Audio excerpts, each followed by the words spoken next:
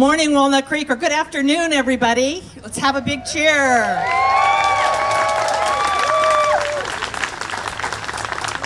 Thank you all for coming today. This is such a special occasion. I'm your Mayor Pro Tem, Cindy Darling. Luella Haskew, the mayor, couldn't be here because of a family funeral today. So she sends her regrets. She's very bummed to miss this.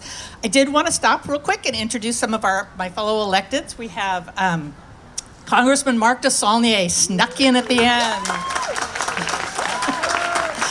We have Rebecca Barrett. She is the Community College board president. And this is DVC's first gold medal, so it's especially for them. And we have my fellow council members, Matt Francois, Cindy Silva, and Kevin Wilk. And Candace Anderson, our great county supervisor, is here with us today. There are so many fun things you get to do as the mayor and mayor pro tem, but this is one that just completely takes my breath away. Because here today, we're recognizing Amit Elor for her Olympic gold medal, which is just an astounding accomplishment. Amit, at age 20, was the youngest woman ever to wrestle, the youngest woman ever of any nationality to win a gold medal. And according to her family, it was not too long ago that she was one of those kids over there at Civic Park. So she is a homegrown person. But when she wasn't playing on the swing, she started wrestling when she was about 4 years old. And she found her calling, she found her place. We are all so proud of Amit and the drive and the talent and the persistence she's shown in her successful quest for Olympic gold medal. So, we have 2 gold medalists this year, I forgot. Sabrina Ionescu couldn't be here today because she's playing in the WNBA and they are in the playoffs. And so we are very excited. We will have Sabrina at a future date. Just keep an eye on our social media and we'll get it out. But anyway, now it is time to welcome a big round of applause for our very own hometown hero, Amit Elor.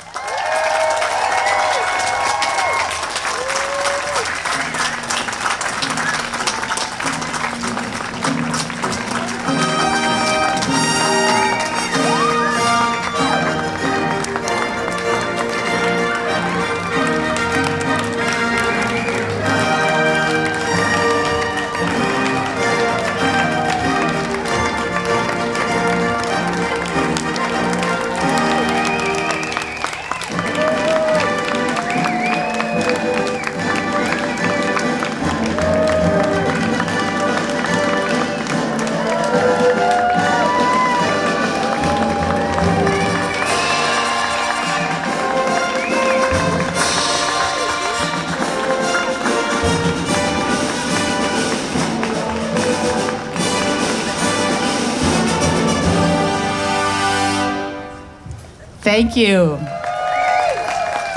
Ooh, she's got the gold medal with her.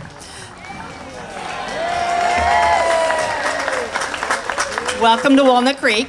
And now we are going to ask Dan Ashley to come up here and work with Amit and help her to tell her story of this great accomplishment for us all to enjoy. Thanks, Cindy. Amit, let's have a seat. Can you believe it? We're with an Olympic gold medalist.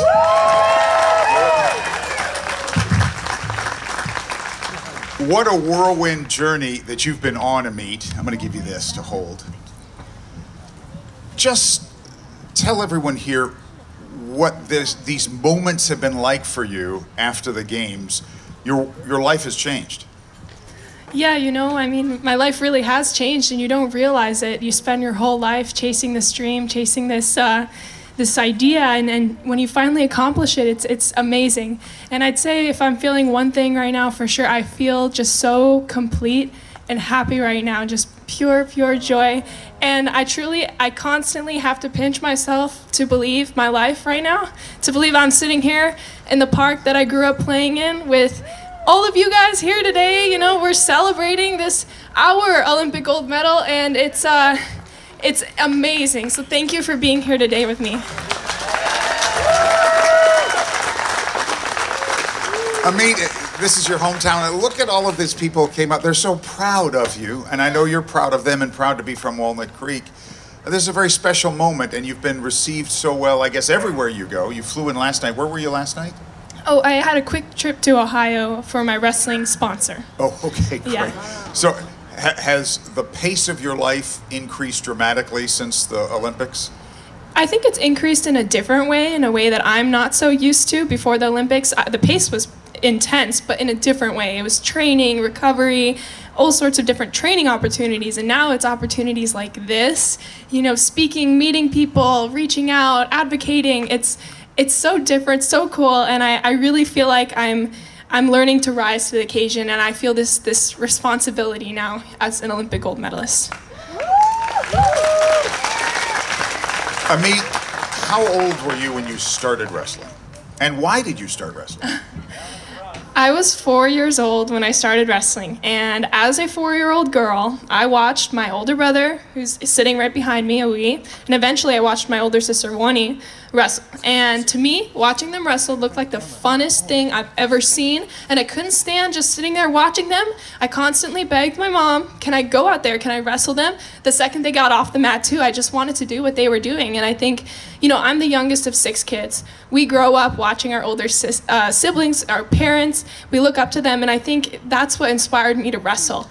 Seeing them out there, and on top of that, just something about wrestling was a calling for me. The physical side of it, the movement of it, it always has made me feel strong, and powerful and confident, and it's just been my favorite thing to do.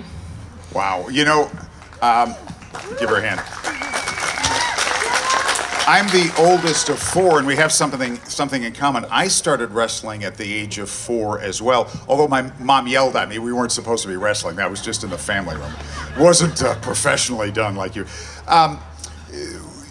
You started wrestling at the age of 4. It's not a traditional quote-unquote girls' sport. What attracted you to that sport? Well, you know... You said the physicality of it, but yeah, what else? The physicality of it, I think...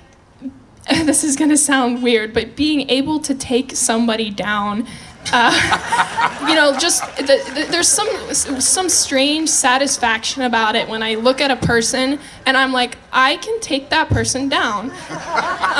And as a little girl, I mean, it might sound kind of simple, but the idea of it sounded so cool. Like, you would play with your friends, you run around, maybe play fight, things like that. But learning how to do it in a way that's safe and controlled in a sport environment was really, really cool, really awesome. Yeah. Well, you know, you have your choice. We have a congressman, a council member, a county council. Any one of these people you want to take down? You know, if they're okay with it, I would have fun taking down everybody here. And you know what? You could do it and do it all at once, probably. Let's talk about Paris for a second and the Olympics themselves. What a heady experience that must be. When you walked in with all the other athletes, what emotions, at the opening ceremonies, what emotions did you have? You know, all of us were tearing up. There were just so many things that happened during the opening ceremonies that are just now core memories for me, things I think I'm going to remember my whole entire life. Generally, Paris, I feel like it's enough memories to last a lifetime, and truly it was just, the whole entire thing was surreal. We were on these boats that went down the Seine? Yes. Yeah, the Seine. Exactly right. If I'm pronouncing that right. Yeah, and you just had crowds and crowds of people cheering for us, cheering for every country that went down there, and then when we reached the Eiffel Tower, it lit up and it glowed, and all of us are just cheering, waving our flags, and I don't know, it was the coolest thing I've ever experienced. You know, I imagine there's an enormous pride and pressure, I assume, but pride in representing your country at an event like that, but it's also the culmination of so much hard work and so much training to have made it there. Yeah, it is. It's truly, completely a team effort. Anytime you see an Olympic athlete go out there, nobody has ever done it completely on their own. And really anything, whether it's the Olympics or something else, you know, I feel like I'm compromised of like everything I've ever done and everybody that's ever helped me. And especially for the Olympics, everybody comes together to represent and support and become the very best version of yourself that you possibly can be. Was there a moment, like the first match of the games, is there a weird pressure on you that this is it, these are the games and I'm here? Or did the pressure increase as you went along? Or did you become more comfortable as you went along? You know, strangely, I was actually freaking out before the Olympics, not because of the idea of it or the pressure behind it, but because everything felt so right. And I'm so used to things going wrong before competitions. I'm used to, I don't know, like forgetting shoes or being in the wrong place or being late or getting sick or getting injured, not having a coach there or something like that, all sorts of things. And leading up to it, everything felt right, and I just felt so happy to be there before even competing. I was like, I'm so proud of my preparation.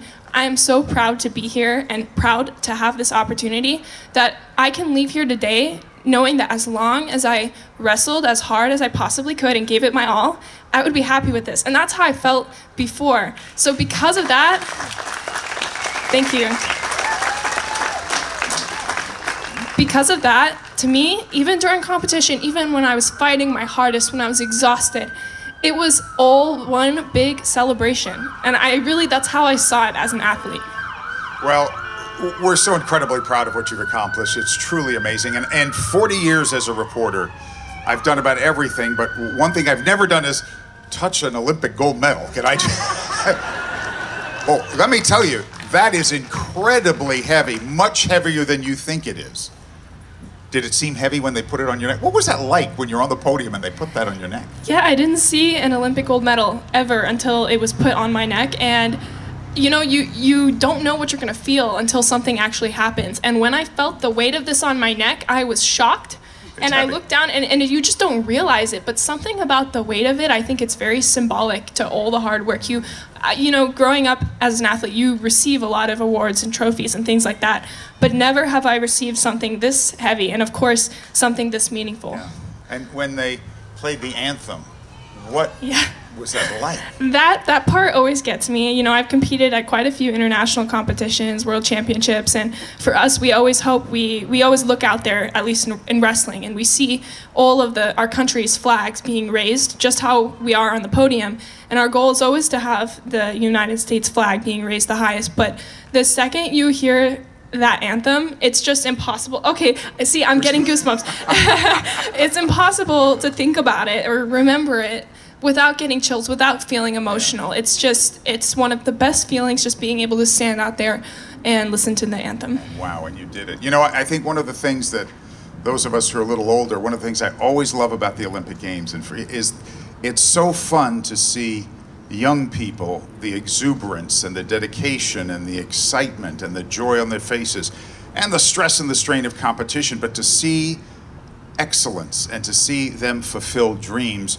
You have fulfilled a major dream here. I know you have many more goals ahead, but what is next? LA 2028, yeah. You're going back. Going back. Yeah, I mean,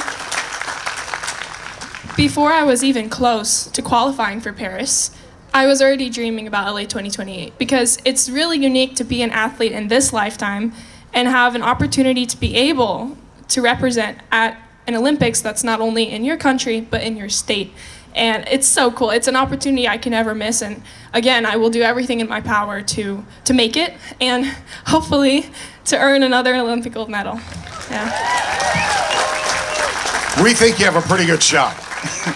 Listen, you mentioned a team effort, and certainly your family has been a huge part of that team. Your brother is here. I want to bring Ori up for just a moment to come up and just answer a couple of quick questions.